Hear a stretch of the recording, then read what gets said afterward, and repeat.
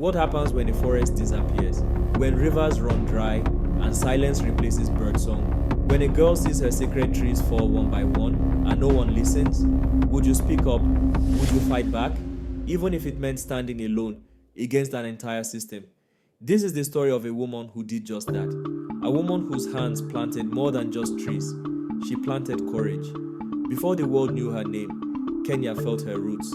Her name was Wangari Maathai. Wangari was born in 1940 in a small village called Ihiti in the heart of Nyeri. Her people lived close to the land.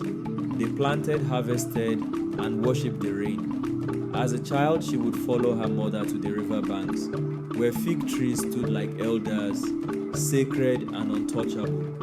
But as Wangari grew older, she began to see them disappear. One by one, the trees fell to make space for farms, roads, and foreign crops.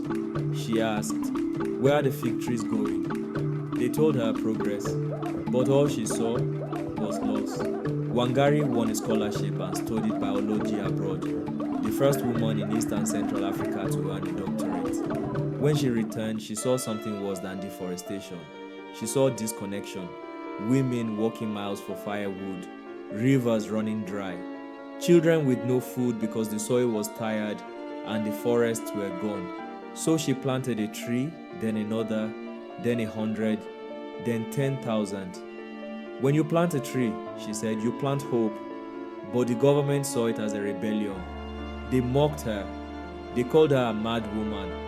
They sent police to beat her. She was arrested.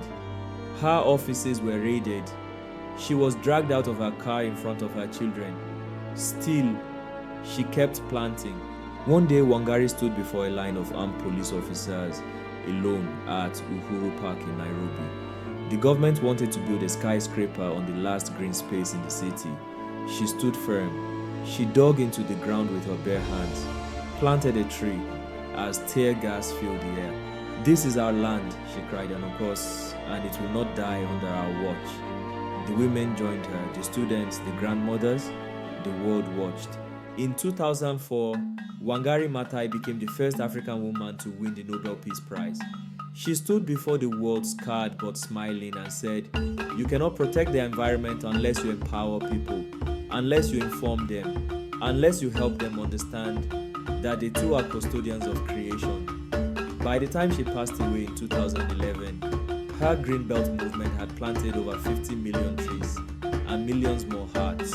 Wangari Maathai was not just a woman of trees, she was a woman of fire, of courage, of soil, sky, and soul. And every time a tree grows where once there was none, her spirit rises again. Because she showed the world, even one seed in the hands of a brave woman can change the earth.